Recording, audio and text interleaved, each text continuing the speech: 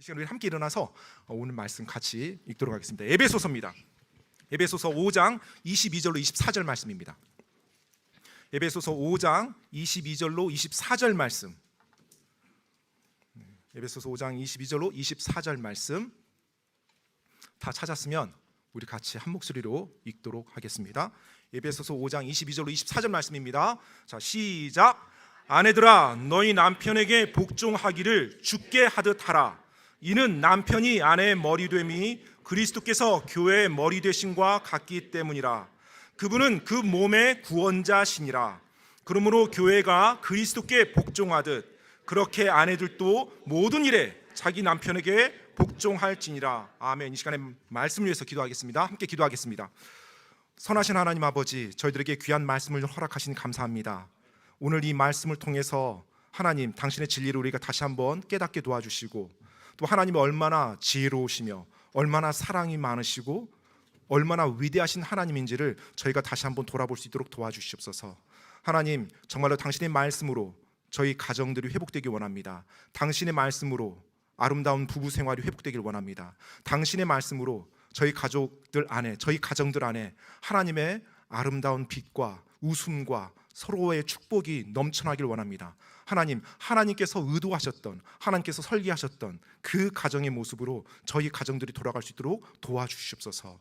오늘 말씀을 듣는 한 분 한 분이 하나님의 말씀 안에 자기 자신을 겸손히 내려놓을 수 있도록 도와주시고, 그 말씀의 틀에 우리 자신을 맞춰 나갈 수 있는 놀라운 시간 되게 도와주시옵소서. 하나님, 현재 미국에 계시는 호펀 목사님 위해 함께 해주시고, 또 이어질 그런 선교 집회에도 하나님께서 역사하여 주시옵소서. 또 모든 여정 속에서 안전으로 지켜주시옵소서. 하나님, 이 시간 당신의 말씀을 붙들고 선 저도 하나님께서 온전히 제 자아는 내려놓게 하여 주시고 하나님의 말씀만 높임받을 수 있도록 하나님 도와주시옵소서. 이 시간 성령 충만으로 인도하여 주시고 당신께서 사용하여 주시옵소서. 하나님께 온전히 이 시간을 의탁하올 때 우리 주 예수 그리스도 이름으로 기도드립니다. 아멘. 감사합니다. 자리에 앉아주시고요. 기도하는 동안에 혹시 나가신 자매님들 안 계시죠? 네, 본문 말씀 딱 읽고 나서 근데 일단 제가 말씀드리면 다음 주는 남편입니다. 성경 구절대로 하려다 보니까 이렇게 된 거예요. 그러니까 에베소서 5장 22절 24절이 이제 아내들아 하고 25절부터 남편들아 하고 나와요. 알겠죠? 그러니까 다음 주에도 꼭 오시기 바랍니다. 혹시 오늘만 오시려고 했으면. 그리고 근데 이제 제가 이 말씀을 준비하면서 지금 우리가 이제 이런 유머도 쓰고 하잖아요. 한번 잘 생각해 보세요, 여러분. 마음을 일단 좀 열어주시고요. 아내들아 하고 이제 하나님이 아내들에게 말씀을 주셨어요. 그러면 이 말씀을 하나님이 주실 때, 하나님이 주셨죠? 이 말씀을 하나님이 주실 때 남편을 위해서 주셨을까요? 아내를 위해서 주셨을까요? 아내를 위해서 줬죠. 자, 그러면 이 말씀대로 할 때 남편이 복 받을까요? 아내가 복 받을까요? 아내가 복 받는 거예요. 그런데 우리는 이 말씀을 듣는 순간 남편이 큰 복을 누리고 아내는 억울해지는, 왠지 이런 인상을 받으면서 이 말씀을 접해요. 그죠? 그러니까 이 말씀을 많은 아내분들이 또 자매님들이 딱 듣는 순간 마음의 문이 닫혀요. 오늘 또 이런 설교겠구나.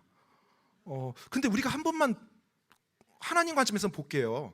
하나님이 얼마나 우리를 사랑하시고 우리를 복주시길 원하세요. 하나님이 얼마나 아내를 사랑하시고 그 아내가 행복한 삶을 살기 원하세요. 그리고 또 남편도 역시 마찬가지고요. 그래서 그 아내에게 말씀을 주셨는데 그 아내들은 이 말씀을 부담으로 받아들인다. 이러면 뭔가 좀 잘못된 거잖아요. 남편도 역시 마찬가지입니다. 다음 주에 남편에 대한 말씀이었는데 또 피하시지 마시고요. 남편에게 준 말씀인데 남편에게 막 부담이 돼요. 이러면 안 되잖아요. 그러면 그 말인 지금 뭐예요? 우리의 생각이나 우리의 사고가 무언가에 왜곡되어져 있다는 거죠. 하나님이 의도하셨던 대로 그 말씀을 지금 해석하지 못하고 의미를 받아들이지 못한다는 거예요. 그래서 오늘 이 시간 정말로 이 짧은 시간에 하나님께서 여러분에게 주시고자 하는 복이 뭔지 같이 좀 누리는 그런 복된 시간이 되길 바랍니다. 보통 결혼이나 부부라는 주제로 말씀을 전하면 제가 지난번에도 말씀드렸던 것처럼 결혼하지 않은 사람은 해당이 없고, 또 결혼한 지 아주 오래된 부친님 모친님들은 해당이 없고, 또 어린아이들은 해당이 없고, 이렇게 생각하시는데 그게 아닙니다. 알겠죠? 예. 여러분이 이 땅에 존재한 것은 결혼과 부부관계를 통해서 존재했고, 여러분이 살아왔던 환경은 부부라는 부모님 밑에서 자라왔어요. 또 많은 경우 여러분이 그와 같은 경험을 할 거고요. 따라서 결혼에 대한 관점과 부부에 대한 관점이 하나님의 말씀대로 올바르게 정립되지 않다면 여러분의 삶의 모든 영역이 다 엉망이 되어가요. 될 수밖에 없어요. 예를 들어서 오늘날 같이 간음, 음행, 동성애가 난무한 가운데 여러분은 그게 잘못됐다는 거 뭐라고 어떻게 설명할 건가요? 하나님의 말씀 안에 올바른 관점을 우리가 가져가지 않는다라면 우리의 신앙생활과 우리의 이 땅의 삶 자체가 올바를 수가 없습니다. 따라서 오늘 말씀을 제가 전하지만 나는 이미 결혼한 지 아주 오래돼서, 아니면 나는 아직 결혼할 때가 아니라서, 나는 지금 결혼 상황이 아니니까 이렇게 마음 닫지 마시고요, 마음을 열고 들어주시기 바랍니다. 우리 부친님 모친님들도요, 결혼 관계를 수십 년 해오셨지만 지금 나는 완벽한 남편이 되었다, 나는 완벽한 아내가 되었다. 혹시 그런 부친님 계시나요? 그렇죠. 이때 손 들면 안 됩니다. 왜냐하면 옆에서 째려볼 거니까요. 자, 그래서 너는 누구라도 다 완벽한 남편 아내는 세상에 존재하지 않아요. 이 땅에 살아있는 동안. 그렇다면 내가 수십 년을 결혼 생활을 해왔지만 하나님의 말씀을 듣고 보니 이런 부분에서 내가 더 노력해야겠구나 한다라면 정말로 하나님 말씀 안에서 내가 아직 이 땅 살아있는 동안 더 좋은 남편, 더 좋은 아내가 되도록 힘쓰는 것이 우리가 하나님의 말씀을 대하는 마땅한 자세일 거고요. 또 지금 같이 살고 있지 않나요? 이미 떠나보냈던지 그런 상황에 혼자 있어요. 그렇더라 하도 내가 이 땅에 살았을 때, 내가 내 배우자와 함께 시간을 가졌을 때 내가 하나님 말씀 안에서 올바르게 가졌었는지, 혹시 내 배우자는 떠나보냈지만 내 마음속에 아직 하나님 앞에서 해결하지 않은 어떤 문제가 있다면 하나님의 말씀 안에서 해결해 나가야 되는 것입니다. 그래서 모든 분들에게 유익한 시간이고, 특히 청소년들, 우리 학생들은 이것에 대해서 올바르게 할 때 여러분의 삶이 정말로 복될 겁니다. 알겠죠? 그래서 오늘 이 말씀에 모든 분들이 마음의 문을 열고 하나님의 말씀을 잘 이해하고 잘 받아들였으면 좋겠습니다. 자, 오늘 이 시간 또 한 가지 제가 지금 여러분께 당부의 말씀을 드리면요, 보통 이제 부부 관련해서 말씀을 이제 전하잖아요. 그러면 항상 남편은 어떤 말만 들어요? 아내에게 해주는 말만 들어요. 그리고 아내들은 남편에게 하는 말만 듣습니다. 그리고 이제 집에 가요. 정말로 복된 가정을 위해서 말씀을 들었는데 집에 가서 말다툼을 합니다. 복된 가정이 아니라, 당신 오늘 설교 들었죠? 이제까지 당신 뭐 잘못했는지 알아요? 당신도 만만치 않아. 그러면서 이제 막 갑자기 말씀을 들은 것이 복이 아니라 말씀을 가지고 서로 책임 공방을 하는. 그래서 제가 이것도 미리 말씀 전하기 전에 당부합니다. 제발 남편분들 아내 이야기 듣지 말고 남편에 대한 이야기 좀 집중하시고요. 또 아내분들도요, 내 남편 뭐 잘못했는지 한번 봐야지 하고 이렇게 따져가지 마시고 아내에 대한 말씀을 들으시기 바랍니다. 그러면 정말로 이 하나님의 말씀이 여러분의 삶에 복되게, 그리고 진짜 여러분의 가정을 변화시키는 그 능력으로 변화될 거예요. 알겠죠? 자, 그래서 이 시간에 마음은 다 여셨어요? 네, 그러면 지금부터 이제 말씀을 함께 보도록 하겠습니다. 여러분, 하나님께서 우리에게 결혼관계, 이 부부관계를 허락한 이유가 뭐라고요? 바로 우리가 하나님 앞에서 정말로 복된 삶을 살 수 있도록, 그리고 우리의 필요가 서로에게 채워질 수 있도록 이 관계를 허락하셨어요. 그리고 그 관계를 통해서 우리가 하나님을 더 알아가고 하나님을 더 깊이 사랑할 수 있도록, 그래서 아주 특별한 이 결혼관계라는 것, 그리고 아주 특별한 이 부부관계라는 것을 하나님이 이 땅에 허락해 주셨습니다. 따라서 우리가 그 말씀대로 살아갈 때 정말로 복된 삶을 살아갈 수 있어요. 중요한 것은 세상의 철학이나 세상의 문화유희가 우리가 휩쓸려서 속으면 결국 우리의 결혼생활, 우리의 부부생활이 엉망이 될 수밖에 없습니다. 왜요? 창조주, 설계자의 말씀대로 살지 않았기 때문에. 그래서 우리가 하나님의 말씀, 그 설계자의 말씀에 순종하며 나갈 때 우리의 가정이 아름다운 모습으로 회복될 수 있어요. 비록 엉망인 상태로 지금 왔다 할지라도 괜찮습니다. 아직 소망이 있어요. 여러분이 그 안에 이 땅에 살고 있다면 하나님 말씀대로 해나갈 수 있는 여지가 있기 때문에 그래요. 그래서 하나님의 말씀대로 정말 내가 살리라라는 결단을 가지고 그 하나님의 말씀 안에서 여러분의 삶이 변화되는 그와 같은 일을 정말로 간절히 소망하면서 이 말씀을 전합니다. 여러분, 하나님께서는 복된 부부관계가 이루어지도록 하기 위해서 남편과 아내에게 책임을 주셨어요. 책임을. 그리고 그 책임을 그들이 올바르게 할 때 하나님이 의도하셨던 아름다운 부부가 되도록 만들어 주셨습니다. 자, 그런데 그 하나님이 어떤 하나님이에요? 나를 위해서 죽어주신 하나님, 나를 사랑하신 하나님, 온 모든 지혜를 가지신 하나님, 그리고 전능하신 하나님이에요. 근데 그 하나님께서 남편과 아내에게 책임을 주셨는데 그 책임을 들을 때 내 마음에 부담이 된다라면 앞에서도 잠깐 언급했던 것처럼 하나님이 의도하신 그 의미와 내가 받아들이는 의미가 전혀 다르다는 거예요. 왜 그럴까요? 우리가 이 세상을 살아가면서 왜곡되어진 철학과 도덕과 문화에 휩쓸리고 물들다 보니까 그 순수한 하나님의 말씀조차도 죄로 타락한 관점에서 그걸 받아들여요. 그래서 그걸 복으로 받아들이는 것이 아니라 저주로 받아들이는 거예요. 하나님의 말씀이 듣기 거북해요. 하나님께 복종하기 껄끄러워요. 그래서 내가 하고 싶은 것만 하는 겁니다. 여러분, 절대 그게 아니라는 거예요. 하나님은 선하시고 여러분을 사랑하세요. 얼만큼? 죽을 만큼, 죽기까지 사랑하신 분이에요. 그분이 여러분의 복을 위해서 그 말씀을 주셨습니다. 아내들에게 오늘 22절 뭐라고 말했어요? 하나님이 아내들아 너희 남편에게 복종하기를 죽게 하듯 하라. 이 말씀대로 살면 복된 삶이 절대 될 수 없을 것 같은데요. 네, 제가 그 생각이 든다면 왜 그 생각이 들죠? 라고 좀 묻고 싶어요. 개인적으로 만약 저랑 대화한다면 왜 그 생각이 들죠? 복종하라잖아요. 복종이란 말 사실은 굉장히 거부 반응이 일어나는 단어예요. 지금 우리가 살고 있는 사회에서 권위의 복종, 남편이 머리 되니까 권위의 복종. 여러분, 우리는 보통 권위에 복종하라는 말을 들으면 내가 무능하고 내가 힘이 없어서 어쩔 수 없이 비굴하게 따라야만 하는 그런 입장으로 자기 자신을 바라봅니다. 그래서 권위의 복종이라는 단어를 딱 들을 때 일단 불편해지는 거예요. 그리고 내가 권위를 차지해야 내가 원하는 대로 휘두르면서 살 수 있고 내 권위 아래 있는 사람들을 내 마음대로 부릴 수 있다라는 그런 개념을 가지고 있어요.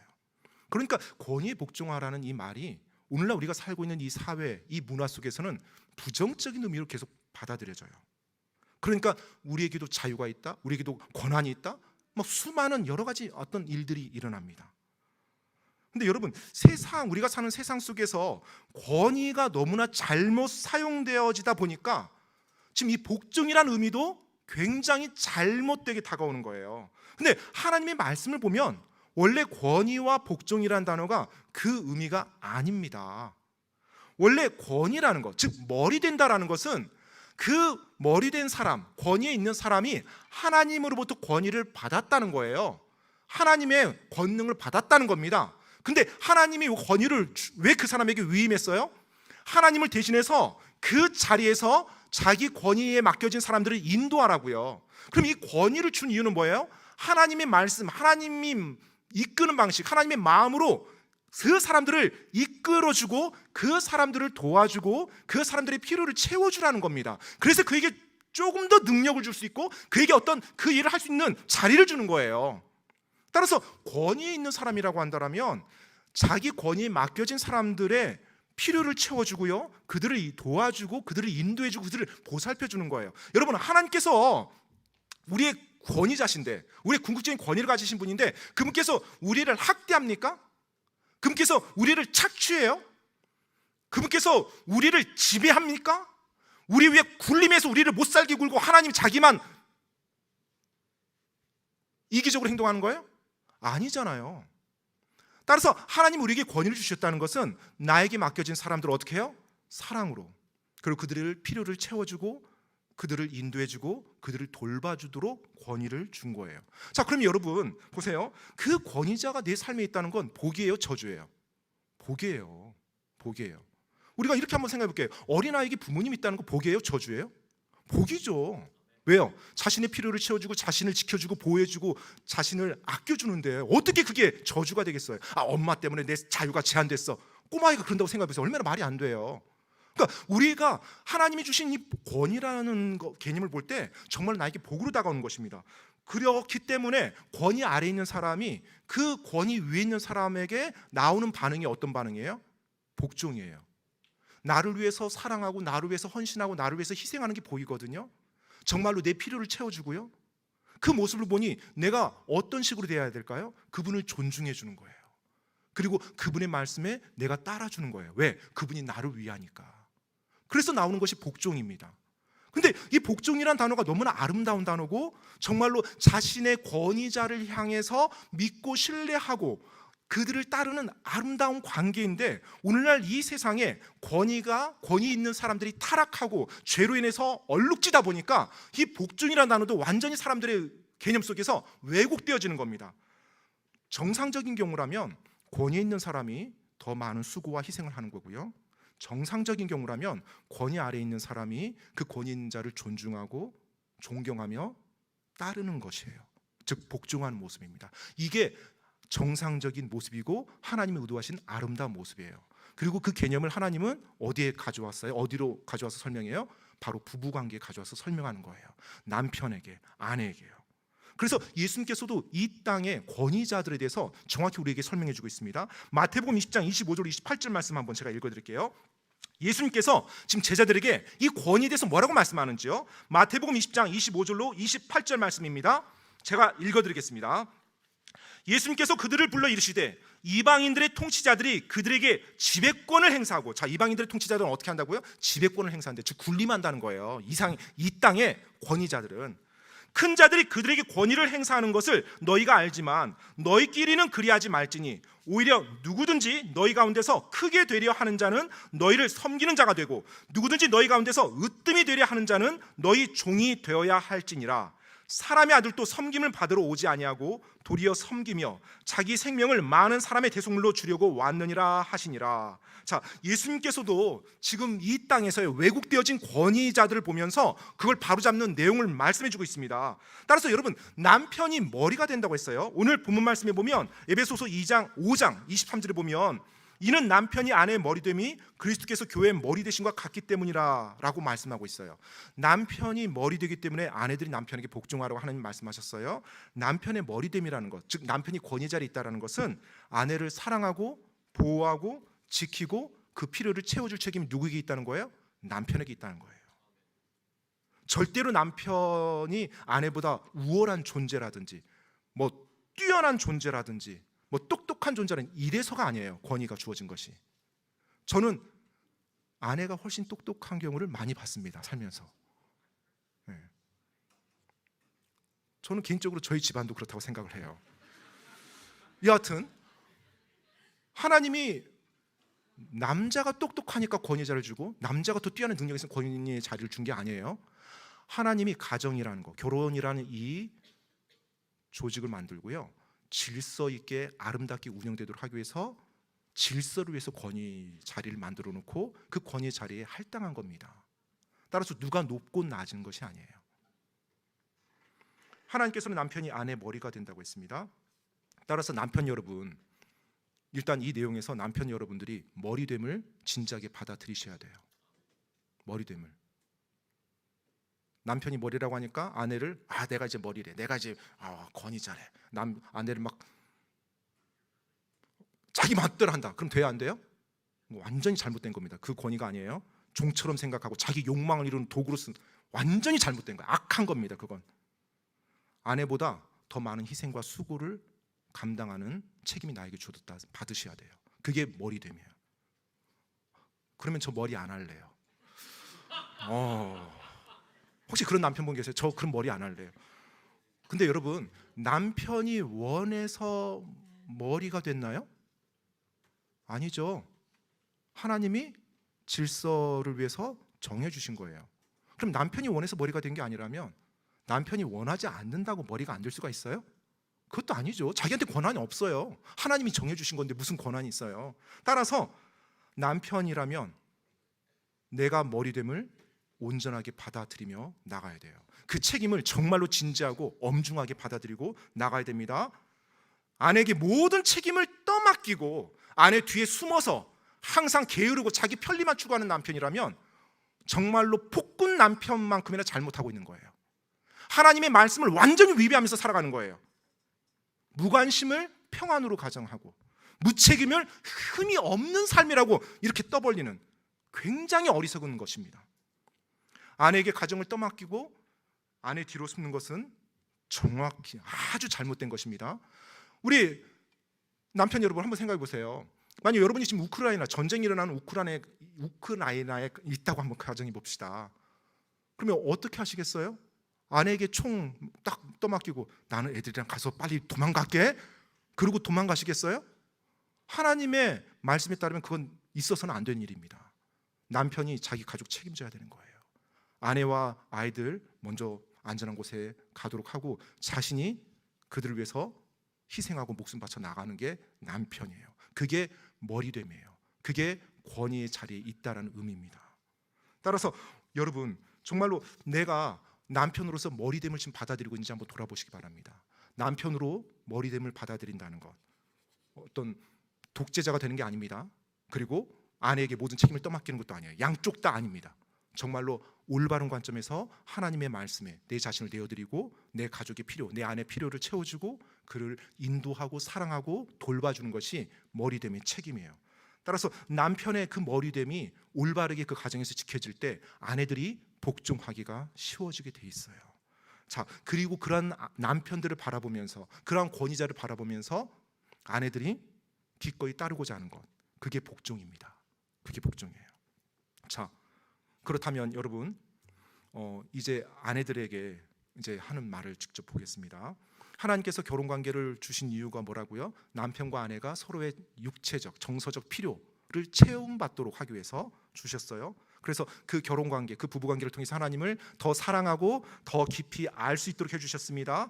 그래서 하나님이 그 아름다운 복된 부부 관계를 위해서 책임을 주셨다고 했어요. 아내들에게 어떤 책임을 줬어요? 남편에게 복종하기를 죽게 하라라는 책임을 주셨습니다. 자, 이 말씀대로 할 때 아내 여러분, 하나님께서는 여러분이 남편을 돕는 자가 된다고 말씀해 주셨어요. 하나님께서는 여러분이 하나님이 원하는 모습으로 변해간다고 말씀해 주셨습니다. 하나님께서는 여러분이 하나님을 기쁘게 할 수 있다고 말씀해 주셨어요. 하나님께서는 여러분이 그 일을 통해서 하나님을 더 깊이 알아갈 수 있다고 말씀해 주셨어요. 근데 마음에 들지 않는 이유는 왜 그래요? 말씀드렸던 것처럼 잘못된 생각 때문에요.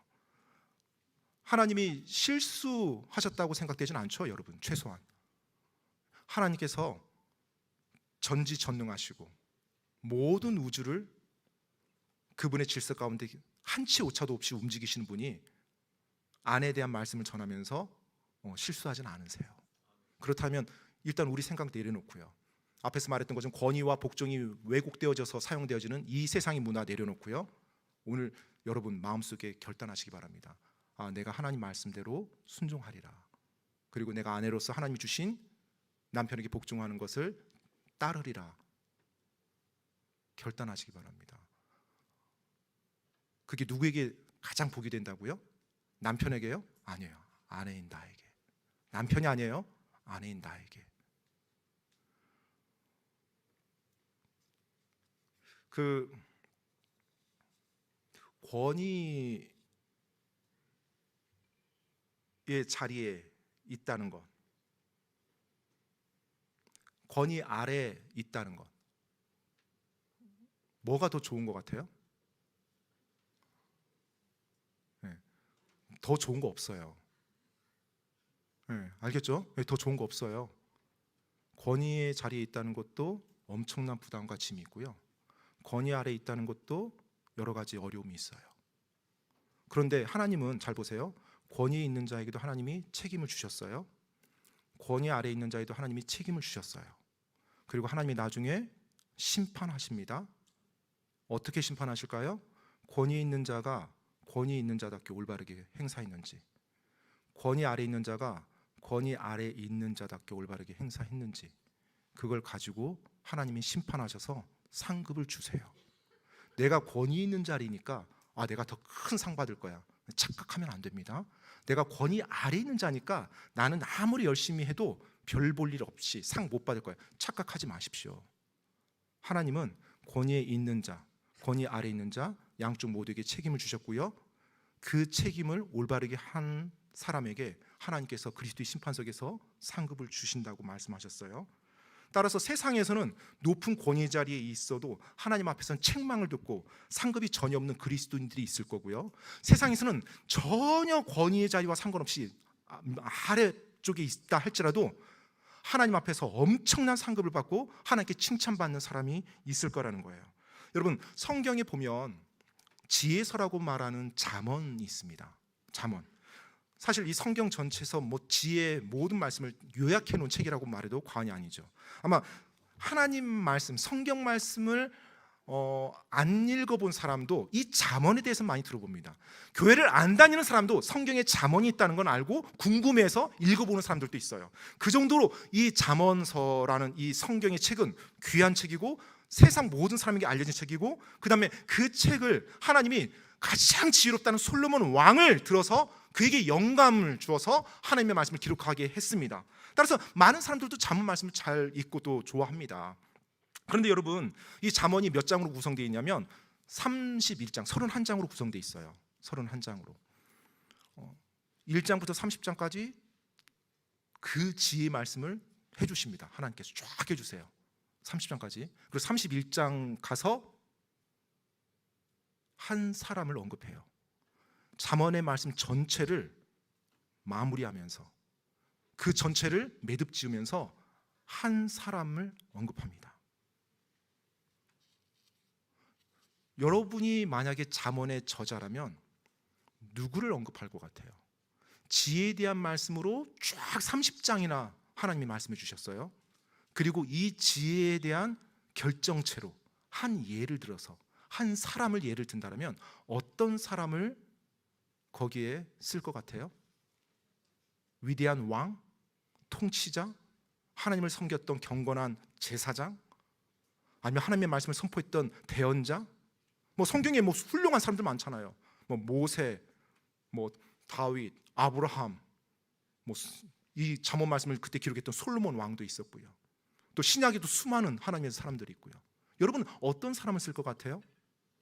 여러분이 잠언을 기록했던 저자라면 아마 위대한 사람들, 좀 임프레시브한, 딱 인상적인, 그걸 딱 해서 어떤 모델로 딱 제시하고 마무리를 할 것 같은데, 성경은 우리 인간이 쓴 게 아니죠. 하나님께서는 잠언의 그 말씀 마지막을 누구를 언급해요? 한 여인을 언급합니다. 이름이 뭐예요? 몰라요. 이름도 말 안 해줬어요. 이름도요. 그런데 그 여인이 누구예요? 한 남자의 아내예요. 자, 이름도 안 알려져 있어요. 그리고 어떤 권위 자리에 있던 사람도 아니에요. 한 남자의 아내예요. 그리고 하나님은 그녀를 뭐라고 불러줘요? 현숙한 여인이라고 불러줘요. 그리고 그녀의 일을, 그녀를 묘사하는데 상당량을 할애합니다. 잠언 마지막에서. 잠언 31장 여러분 10절로 12절 말씀 한번 보겠습니다. 잠언 31장 10절로 12절 말씀 제가 읽어드리겠습니다. 누가 현숙한 여인을 발견할 수 있느냐? 그녀의 값은 루비보다 훨씬 더 나가느니라. 그녀의 남편의 마음이 그녀를 편안히 신뢰하므로 그는 노량물을 필요로 하지 아니하겠고 그녀는 평생토록 그에게 선을 행하며 악을 행하지 아니하리라. 잠언 31장 10절로 12절 말씀입니다. 자, 여기에서 보니까요, 하나님께서 정말로 이 여인을 언급하며 잠언의 말씀을 마무리하고 있어요. 지혜의 결정체로 한 모델을 선택하는데 이 여인을 선택합니다. 근데 이 여인이 하나님이 어떻게 보신다고요? 루비보다 훨씬 더 가치 있는 귀한 여인으로 하나님께서 보신대요. 그리고 12절에 보니까 그녀는 평생토록 그에게 선을 행하며, 그가 누구예요? 남편이에요. 하나님 아니에요. 11절 말씀 보면 남편 얘기하고 남편에게 선을 행하며 악을 행하지 아니하였대요. 여러분, 자, 이 말씀 보시면서 한번 생각해 볼게요. 이 현숙한 여인, 이름도 모르는 여인이에요. 이 여인의 남편, 완벽한 남편이었을까요? 완벽한 남편이었다. 그러니까 그렇게 할 수 있었다. 혹시 아닌 거 아시죠? 이 세상에 완벽한 남편은 없습니다. 없어요. 그러면 이 남편 역시 아내에게 실수도 하고 아내 마음에 들지 않는 행동도 했을 거고 뭔가 잘못도 했을 거예요. 왜? 육신을 입고 살아왔으니까. 그런데 이 아내는 어떻게 행했어요?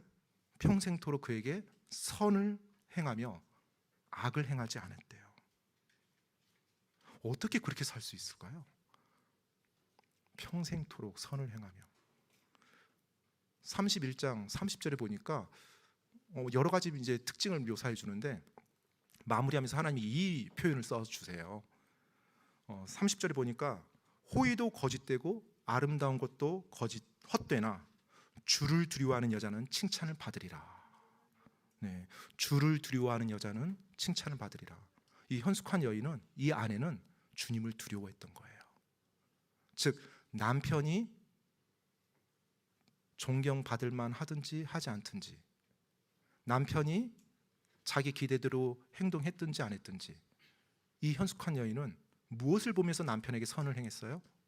주님을 바라보면서 했어요. 주님이 그 가정에 질서를 주신 권위자란 걸 인정하면서 그 권위 자리에 앉아있는 남편에게 자신이 최선을 다해서 하나님의 말씀대로 행했던 거예요. 그래서 하나님께서는 이 여인을 가장 높은 명예까지 올립니다. 왕도, 대제사장도, 대언자도 받지 못했던 가장 높은 자리로 이 여인을 끌어올리세요. 그리고 그 여인에게 현숙한 여인이라고 하면서 칭찬을 합니다. 여러분, 복종하는 위치에 있고 내가 권위 자리에 있고 이것이 중요한 게 아니에요.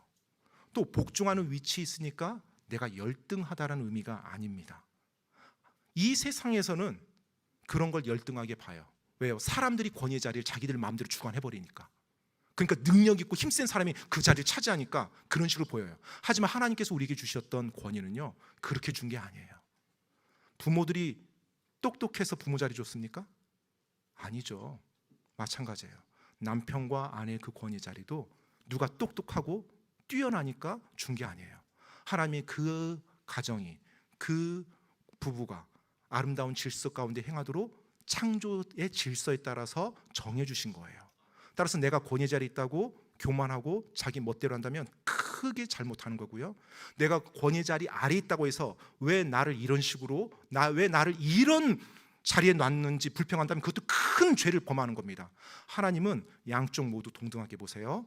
권위에 있는 자나 권위 아래에 있는 자나 그들을 보고 그들이 어떻게 행동했는지를 보고 그들을 심판하시고 그들을 상 주실 것입니다. 잠언 31장에 이 현숙한 여인은 정말로 이름도 알려지지 않은 여인이지만 하나님께서 그녀를 지극히 높은 곳까지 올렸어요. 그녀 남편이 권위 자리에 있는 사람이에요. 그녀는 권위 아래에 있었던 사람입니다. 하나님이 누구를 높였어요? 남편 높였어요? 아, 너 권위 자리니까 네가 높임 받아야지. 아니에요. 하나님은 남편의 이름도 역시 언급도 안 해요. 남편 얘기 별로 하지 않습니다. 누구 얘기만 해요? 아내 이야기만 해요. 권위 아래에 있었던 그녀의 이야기만 하면서 그녀를 높여주고 그녀가 가장 존경받도록 만들어주세요.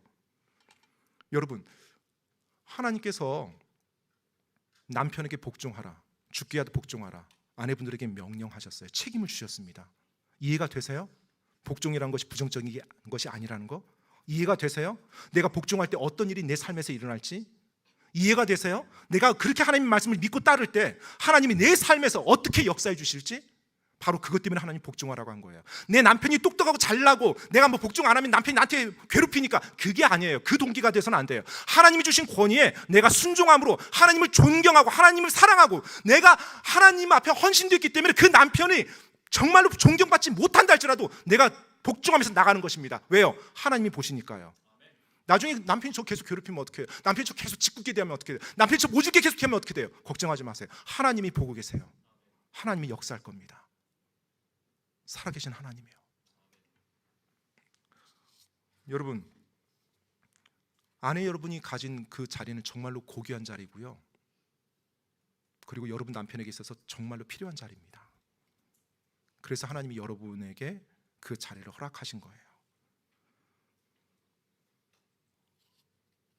제가 예전에 우리 자매님 모임에서 말했지만 저는 가끔 농담으로 그렇게 표현을 합니다. 도움을 받는 사람과 도움을 주는 사람, 누가 더 똑똑해요? 도움을 받는 사람과 도움을 주는 사람, 누가 더 똑똑해요? 도움 주는 사람이죠. 하나님의 아내를 어떻게만 창조했어요? 도와주라고 창조했죠. 그럼 누가 더 똑똑해요? 아내들이 더. 저는 거기 인정합니다. 인정하면서 살아요. 하나님이 참 불쌍한 나를 가볍게 여겨서 나를 도울 수 있는 똑똑한 사람을 붙여줬구나. 그래 감사합니다. 저는 여러분 그 아내 여러분, 하나님이 남자들을 창조하고 나서요, 남자와 여자가 굉장히 다릅니다. 여러 가지 기질적인 거 많은 게 달라요. 근데 다른 것 중에 하나가 남자의 기본 욕구가 있는데요, 그 욕구 중에 가장 큰 것이 뭐냐면 자신이 소중한 존재로 대우받는 거예요. 알겠죠, 아내 여러분? 그리고 우리 학생들도 자신이 소중한 존재로 대우받는 거예요. 아내가 하나님의 말씀에 순종해서 남편이 어찌하든지 그 남편에게 복종해 줄 때, 그 남편은 세상 그 무엇도 줄 수 없는 자신감과 벅참을 받게 돼요. 그 선물은 아내만 줄 수 있어요. 잘 들으세요. 그 선물은 아내만 줄 수 있어요. 이 세상에 다른 여자들은 의미 없어요. 내 뼈인 아내가 뭐예요? 내 뼈죠. 내 뼈인 내 아내가 내가 소중한 존재라는 걸 인정해줘요. 그게 어떻게 드러나요? 내 말에 따라주는 거예요. 남편들도 알아요. 자기가 때때로 어리석게 행동한다는 거. 그럼에도 불구하고 아내가 따라줘요. 그러면 어떻게 될까요? 이 세상 밖에서 그 어떤 핍박과 무시당함이 있어도 집 안에 들어와서 다시 박차고 나갈 수 있어요. 내가 이 아내를 위해서, 그리고 우리 가정을 위해서 죽으리라 하면서 다시 맞설 수가 있어요. 그런데 가정 안에서 아내로부터 그와 같은 대우를, 그와 같은 존경함을 받지 못하잖아요. 세상에서 어떤 성과와 업적을 거두더라도 항상 위축돼 있어요. 주눅들어 있어요. 그리고 소위 말해서 살맛이 안 납니다. 살맛이 안 나요. 아니, 집에 들어가고 싶겠어요? 그 아내 앞에서만 서면 한없이 낮아지고 이렇게 핀잔 듣는 그 남편이 밖에서 뭐 부장님, 뭐 사장님, 뭐 회장님, 뭐 훌륭한, 집에만 들어가면 초라해지는데 하루하루 살아가는 게 지옥이죠. 그 남편이, 아내 여러분, 남편 역할 제대로 할 거라고 생각하십니까? 권위의 자리에서 하나님이 주신 그 책임을 잘 완수할 거라고 생각하세요? 아니에요. 쉽지 않습니다. 아내가 복종할 때, 하나님을 의지함으로요, 복종할 때 남편은 그 세상 무엇도 다 해치고 나갈 힘이 생겨요. 그것을 아내가 해줄 수 있는 겁니다. 따라서 아내 여러분, 남편이 존중받을 만하게 행동하지 않을 때, 또 존중받을 만하지 못할 때, 그럼에도 불구하고 따라주세요. 물론 나중에 이제 좀 더 디테일하게 어떤 죄를 짓는 부분에서는 또 다르지만, 정말로 여러분이 남편이 뭔가 부족하고 뭔가 자기의 어떤 이득만 챙기는 것 같더라도 아내 여러분들께서 하나님 말씀을 순종하는 거예요. 내가 남편이 잘하니까 순종하는 것이 아니라 하나님을 인정하고 하나님의 말씀을 내가 순종해서 복종하는 겁니다. 그렇게 할 때 하나님께서 여러분의 결혼 관계 속에서 정말로 여러분의 삶을 아름답게 변화시켜 줄 거예요. 그리고 놀랍게 여러분의 삶을 이끌 것입니다. 여러 해 전에 저희 교회 오셨던 그 페이즐리 목사님이라고 계세요. 혹시 기억나시는 분 계세요? 페이즐리 목사님. 그 목사님께서 제가 이제 신학교 다닐 때 채플 때 오셔서 간증을 이렇게 하셨거든요. 이제 말씀을 전해 주시는데 이제 지금은 굉장히 나이가 많으신 목사님이세요. 나이가 굉장히 많으신 목사님이신데 그 페이즐리 목사님께서 자기 젊었을 때, 자기 청소년 때 이야기를 해줘요. 자기가 어렸을 때 자기 아버지나 술 주정꾼이었대요. 그리고 어머니는 신실한 크리스찬 여성이었고, 뭐 어떻게 그렇게 결혼이 돼서 그런 가정이 되는지 말은 안 해줬어요. 여하튼 자신이 어렸을 때 봤던 것은 아버지가 술 마시고 들어오면 항상 집에서 난동을 피웠대요.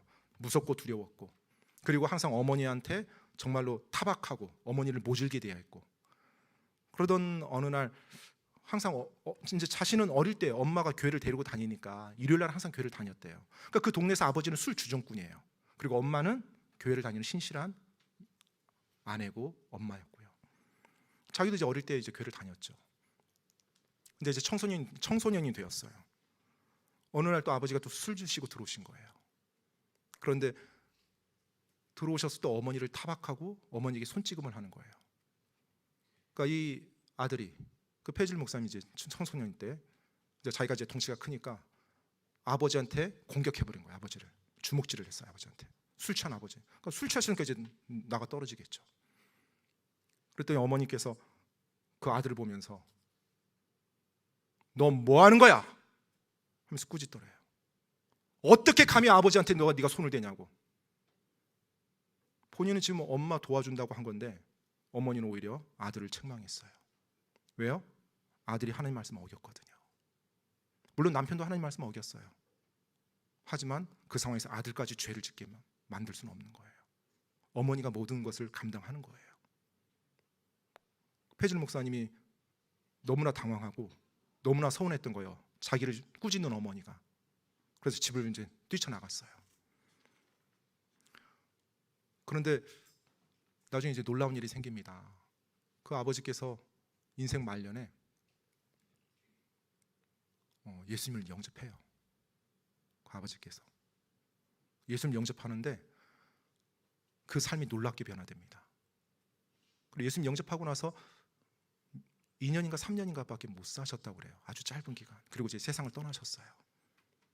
근데 얼만큼 놀랍게 변했냐면 동네 사람들이 다 크리스찬 누구, 예전에는 술 중독자, 술 주정뱅이 누구인데 별명이 크리스찬 누구라고. 예전엔 매일 주말마다 술 취해 있던 그 아버지가 이제 주말이 되면 양복을 딱 갖춰 입고 가족들과 교회를 가는 그 아버지로 변한 거예요. 나중에 이제 그 아버지가 돌아가셨을 때 그 장례식장에서 어머니가 눈물을 흘리면서 그런 말을 하더랍니다. 그 아들에게, 이제 아들이 목사가 됐죠. 나는 후회 없다 라는 말을 하더래요. 나는 후회 없다. 왜요? 내 남편, 나와 한 몸이었던 그 사람, 하나님 앞에 천국 갈 수 있었으니까. 근데 그 어머니가 살았던 삶은 지옥이었잖아요. 맞아요. 지옥 같았죠. 하지만 하나님이 결혼으로 같이 살게 했죠. 지옥이라 할지라도 하나님이 주신 그 일, 하나님 복종하면서 하나님 의지하면서 끝까지 갔어요. 그때 하나님께서 그의 가정을 변화시켜 주셨습니다. 그때 하나님께서 그 가정을 회복시켜 주셨어요. 비록 아버지가 떠날 때 그 가족이 떠나기 평생 술주정뱅이로 살았지만 그 아버지가 떠날 때는 그 온 모든 가족이 하나님을 믿는 아름다운 가정의 모습으로 떠났어요. 아내 여러분, 여러분들의 하나님의 말씀에 순종하는 그 순종함, 그 복종함이 결코 헛되지 않습니다.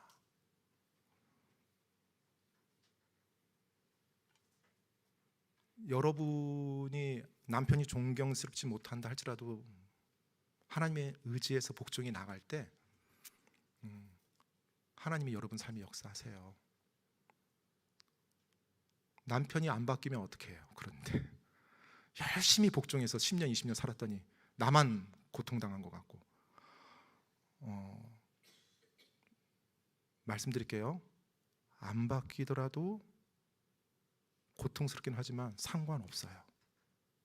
엄밀히 따지면. 왜요? 하나님이 지금 남편에게 복종하라고는 그 명령을 누구를 위해서 줬다고요? 아내인 나를 위해서 줬어요. 그럼 내가 남편에게 복종했어요? 남편이 안 바뀌었어요? 마음은 아프죠.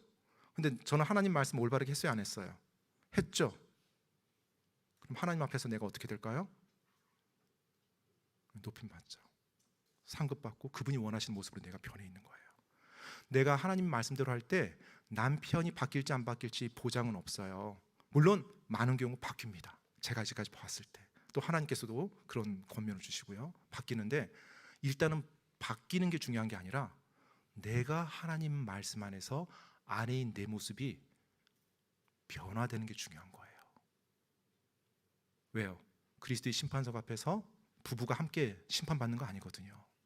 각자 1대1로 심판받거든요. 내가 바뀌는 거예요. 내가 어떻게 바뀔까요? 현숙한 여인의 모습으로. 하나님이 지극히 존귀 높이는 그 여인의 모습으로.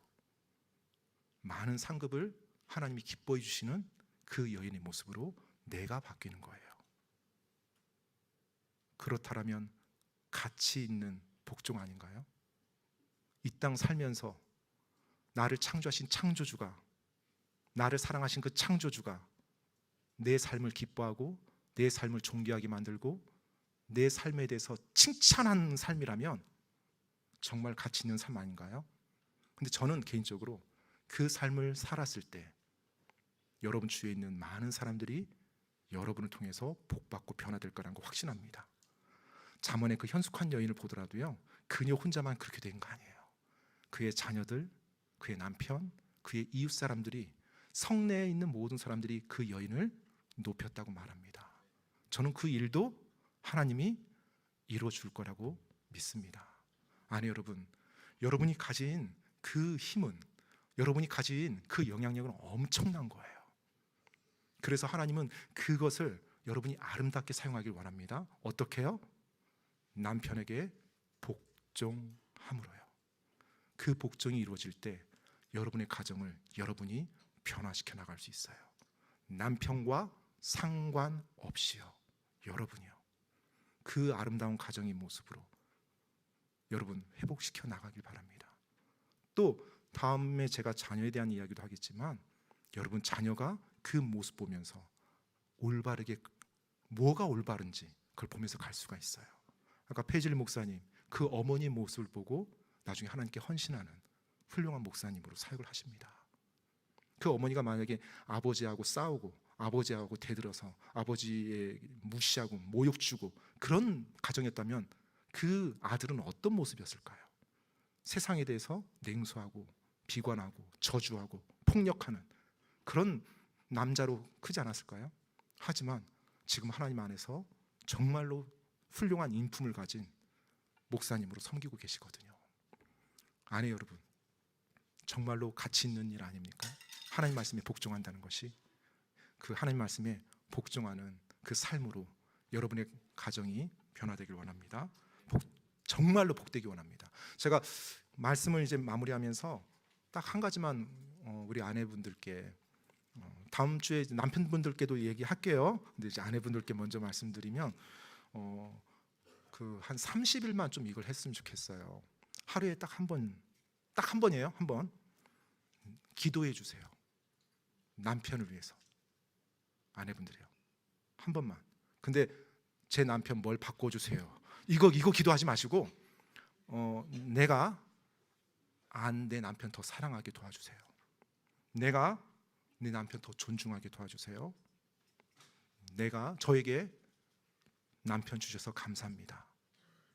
진지하게, 시간은 짧아도 괜찮아요. 대신에 진지하게 좀 기도해 주세요. 진지하게. 그 생각하면서 내가 남편 더 사랑하게, 내가 남편 더 존중하게, 그리고 내 남편 주셔서 감사합니다. 이 기도 한 달간만요. 한 달 지나면 이제 안 해도 되죠? 네, 안 해도 돼요. 제가 믿기로 한 달간 열심히 하면 그게 습관이 된다고 들었거든요.